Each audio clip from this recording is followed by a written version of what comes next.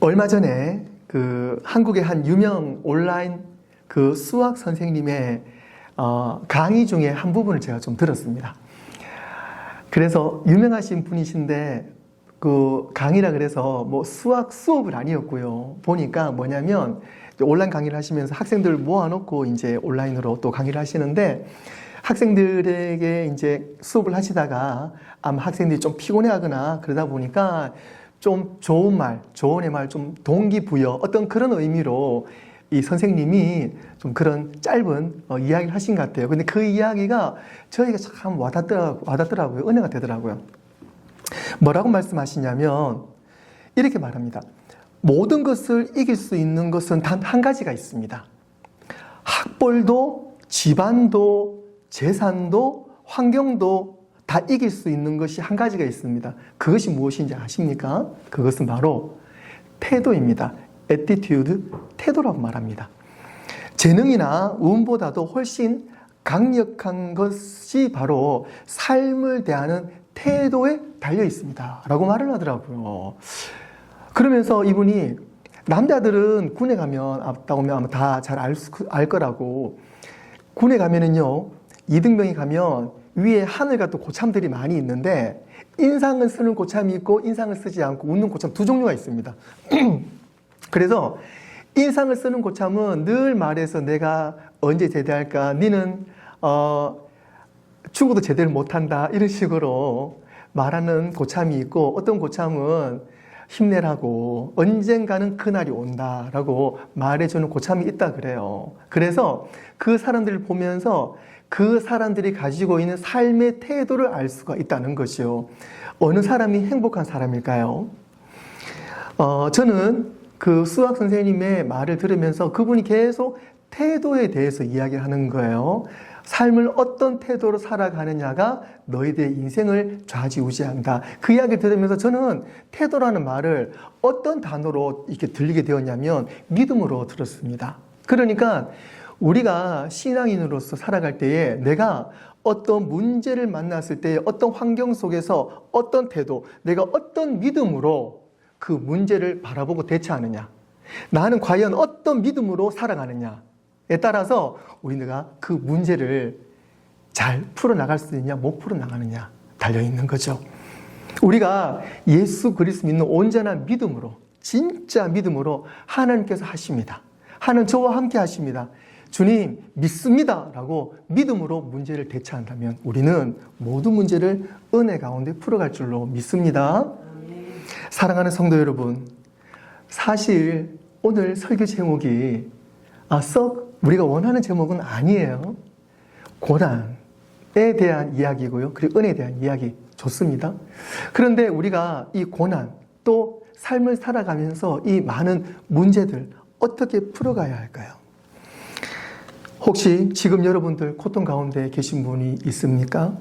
건강의 문제, 또 재정의 어려움, 관계의 상처, 혹은 사랑하는 사람의 죽음으로 인해서 내 마음이 지금 상당히 고통과 어려움 가운데 있습니까?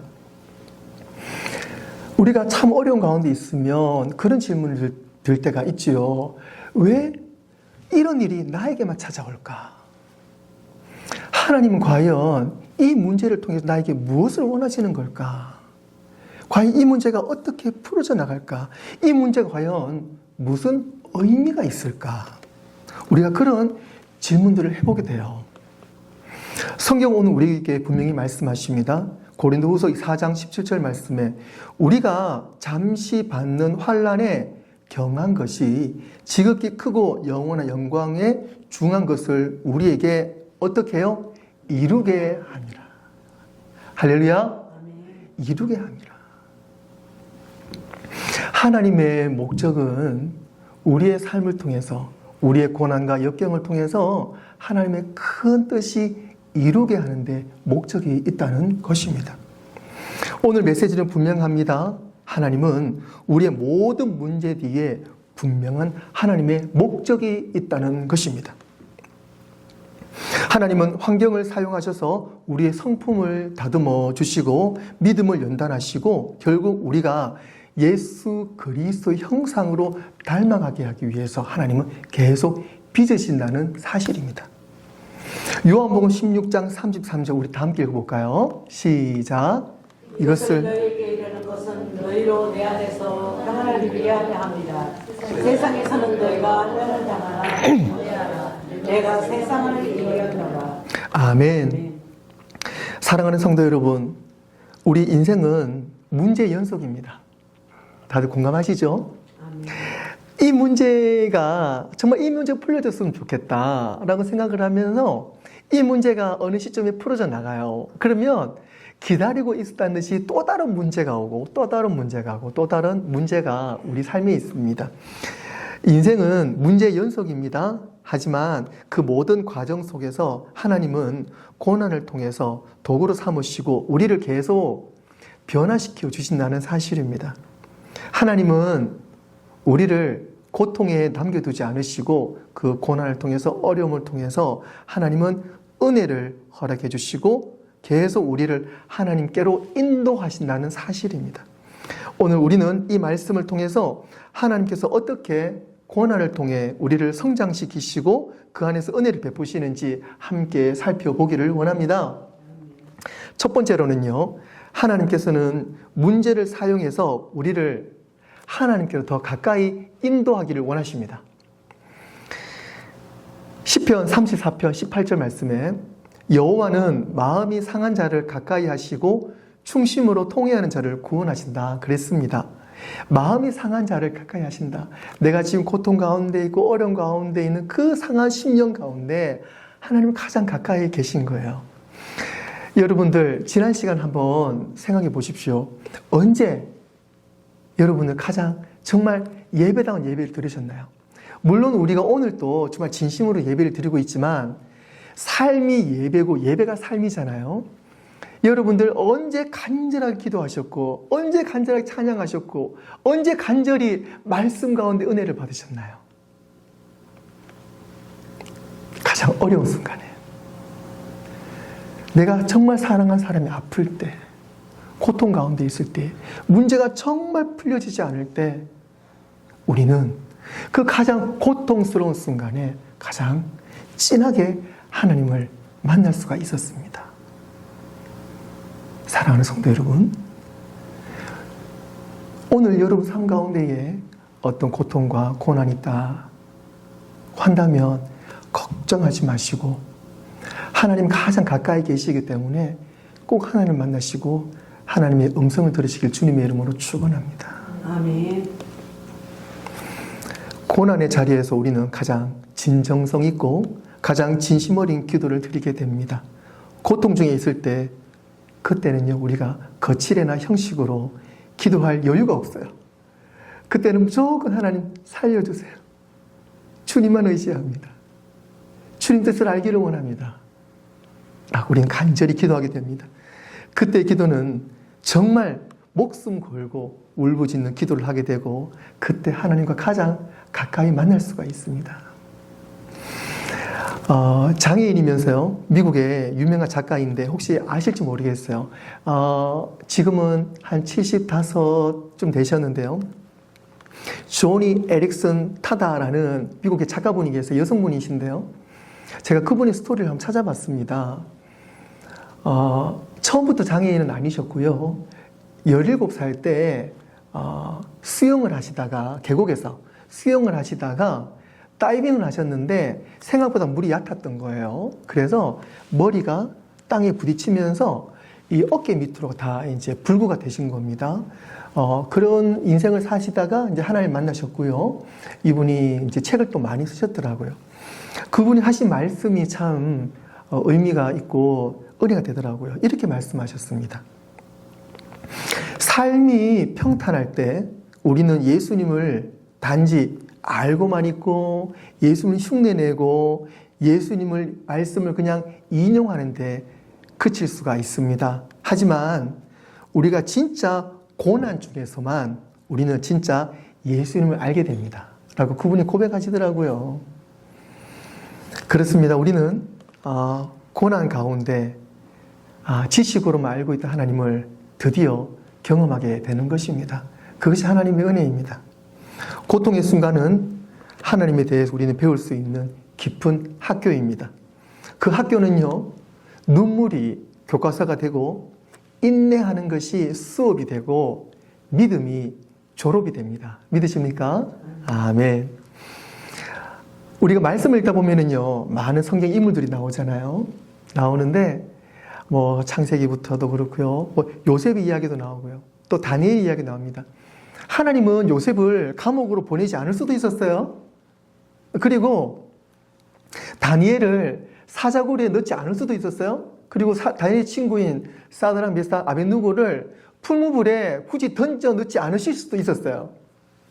그리고 예레미야를 진흙 구덩이에서 죽을 고비를 넘기지 않을 수도 있었고요. 그리고 바울이 배를 타면서 3번씩이나 난파당하지 않을 수도 있었어요. 그런데 왜 그런 어려움들을 겪을 수 있도록 하나님은 허락하셨을까요? 그것은 바로 고난을 통해서 더 깊이 하나님을 만날 수 있었기 때문에 그렇습니다. 그래서 그들은요, 정금같이 되었고, 그들의 믿음을 통해서, 오늘 성경을 통해서 그들의 믿음을 보며 우리가 다시금 도전받게 되는 거잖아요. 환경을 대하는 태도는 여러분이 하나님을 대하는 믿음이라는 사실을 잊어서는 안 됩니다. 문제는 우리가 그 가운데 낙심으로 머무는 것이 아니라 그 문제를 통해서 우리의 시선이 하나님께로 향하는 것입니다. 사도 바울은 고린도후서 1장 9절에 이렇게 고백합니다. 우리는 우리 자신이 사형 선고를 받은 줄 알았으니 이는 우리로 자기를 의지하지 말고 오직 죽은 자를 다시 살리시는 하나님만 의지하게 하심이라. 사도 바울이 고백합니다. 우리는 정말 죽은 것처럼 더 이상 할 일이 없을 때, 할 수 없을 때, 그때 하나님만 의지하게 한다. 그게 하나님의 뜻이라고 고백을 하는 것입니다. 사랑하는 성도 여러분, 우리가 삶에서 모든 것을 잃어버렸을 때에 그때 하나님만이 우리의 피난처라는 사실을 깨닫게 됨을 믿으시기를 바랍니다. 원인이 무엇이든 여러분의 삶에서 일어나는 그 모든 문제는 하나님의 허락 없이는 이루어질 수가 없습니다. 고난이 아무리 우리를 넘어뜨리려고 해도 우리가 믿음 안에 있는 한 그 고난은 결국 은혜로 바뀌게 될 줄로 믿습니다. 아멘. 두 번째로요, 하나님께서는 모든 것을 합력해서 선을 이루시는 분이십니다. 우리가 잘 아는 말씀, 로마서 8장 28절 말씀 우리 함께 읽겠습니다. 시작. 우리가 알거니와 하나님을 사랑하는 자, 곧 그의 뜻대로 부르심을 입은 자들에게는 모든 것이 합력하여 선을 이루느니라. 아멘. 우리가 너무나 이 말씀을 통해서 은혜를 받고 있는데요. 우리가 알거니와 하나님을 사랑하는 자, 곧 그 뜻대로 부르심을 입은 모든 자들에게 모든 것이 합력하여 선을 이룬다. 이 말씀이 내가 기도하면 뭐 다 이루어지겠지 라는 그 수준에 머무르며 이해하는 말씀이 아니고요. 오늘 이 말씀에는요, 더 깊은 이야기가 있습니다. 오늘 말씀을 제가 간단하게 한번 풀어서 여러분들과 함께 은혜를 나누겠습니다. 먼저는요, 우리가 알거니와 사도 바울과 우리 모두가 알고 있는 이야기예요. 우리가 무엇을 알고 있어요? 그것은 우리의 모든 것을 누가 아신다고요? 하나님이 아신다는 거예요. 내가 아는 것이 아니고요. 우리가 알거니와, 그러니까 내가 아는 것이 아니라 우리가 알거니와, 그것은 내 인생은 내가 잘 알고 있다, 그것이 아니고요. 우리의 모든 인생을 우리가 다스리시는 분은 하나님이시고, 그러므로 말미암아 이 모든 세상은 하나님의 운행하심 가운데 이루어진다라는 믿음의 확신으로 출발하는 거예요. 그래서 그것을 우리가 알거니와 하나님을, 즉 이 세상의 설계자가 누구시냐? 그것은 하나님이시라는 사실입니다. 저와 여러분 살아가는 모든 인생의 그림들, 우리의 모든 문제들, 이 모든 것을 설계하시는 분이 하나님이시라는 것을 우리가 인정하는 거예요. 모든 것이, 여러분 살아가는 모든 삶, 여러분들의 실수, 죄, 상처, 실패, 질병, 빚, 관계의 깨어짐, 그리고 사랑하는 사람 죽음까지도 우리의 모든 인생, 그 모든 것이 누구에게요? 하나님 안에 있다는 것입니다. 그것을 증명하신 분이 예수님이세요. 예수님은요, 이 세상에서 가장 추악하고 가장 심한 죄를 지은 사람이 박히는 그 십자가 처형을 예수님은 나를 대신해서 받으셨어요.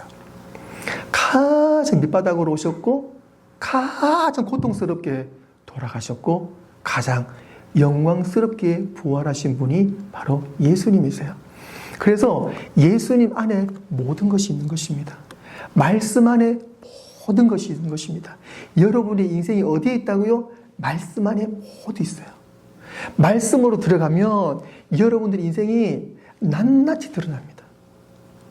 여러분의 모든 문제가 말씀 안에서 완벽하게 해결될 줄로 믿습니다. 그러면 하시는 말씀이 합력하여. 어떻게 합력합니까? 저와 여러분들이 우리 교회가 똘똘 뭉쳐서 서로 협력하자 그런 의미도 있어요. 그런데 또 다른 의미도 있습니다. 합력한다는 것은요, 여러분들의 인생 가운데 타임라인이 있잖아요. 어릴 때부터 내가 어떻게 살아왔었고 누굴 만났었고 내가 어떤 경험들이 있잖아요. 그 모든 타임라인이 수직선으로 있는 것이야. 수평적으로 있는 거예요. 그게 뭐냐면 여러분들의 인생의 조각조각들이 지금과 살아온 모든 인생들이 조각들이 다 합력해서 하나님의 선으로 이루어나가는 거예요. 여러분들의 가족과 여러분들의 인생과 그 모든 시간들과 환경들이 다 합력해서 모아져서 하나님의 뜻 가운데 있는 거예요. 그렇기 때문에 우리의 즐거웠던 일들, 고통스러운 일들, 모든 일들이 하나라도 버릴 게 없는 거죠. 왜 그러냐면 다 모아져서 합력해서 어떻게 해요? 선을 이루느니라. 선을 이룬다는 것은 결국은 그 모든 것이 좋았던 일, 슬펐던 일, 고통스러웠던 일, 아꼈던 일, 모든 정말 지우고 싶었던 그 과거까지도 그 모든 것이 하나님의 선하심으로 바뀐다는 거예요. 할렐루야. 여러분들의 지금 그 어려운 형편도 결국은 하나님 은혜 안에서 선으로 바뀌게 됨을 믿으시기를 바랍니다. 사랑하는 성도 여러분,